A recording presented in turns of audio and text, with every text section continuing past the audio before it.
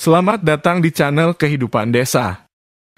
Kali ini kami akan membahas mengenai besarnya upah atau gaji dari buruh tani. Upah buruh tani merupakan topik yang penting untuk dibahas karena buruh tani adalah salah satu kelompok masyarakat yang memegang peran penting dalam memproduksi pangan untuk kebutuhan masyarakat. Namun, kenyataannya upah buruh tani seringkali masih rendah dan tidak sesuai dengan beban kerja yang diemban.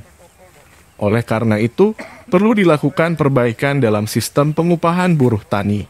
Pengupahan buruh tani seharusnya mencakup upah dasar yang mencukupi kebutuhan hidup, tunjangan kesehatan, jaminan pensiun, dan perlindungan tenaga kerja. Upah dasar buruh tani seharusnya setidaknya sama dengan upah minimum regional yang ditetapkan oleh pemerintah. Selain itu, perlu ada mekanisme yang mengatur peningkatan upah secara periodik sesuai dengan inflasi dan kenaikan produktivitas. Pemberian tunjangan kesehatan juga sangat penting karena pekerjaan di bidang pertanian seringkali memerlukan tenaga yang cukup besar dan berisiko tinggi terhadap cedera. Selain itu, perlindungan tenaga kerja seperti asuransi jiwa dan perlindungan terhadap kecelakaan kerja juga perlu diberikan untuk menjamin kesejahteraan buruh tani. Selain itu, perlu juga dipertimbangkan faktor ketidakpastian cuaca dan hasil panen yang bisa berdampak pada pendapatan buruh tani. Oleh karena itu, perlu ada mekanisme penjaminan sosial yang dapat membantu mengatasi dampak negatif dari faktor-faktor tersebut. Upah buruh tani yang layak dapat membantu meningkatkan produktivitas dan kesejahteraan buruh tani, yang pada akhirnya akan berdampak positif pada ketahanan pangan nasional.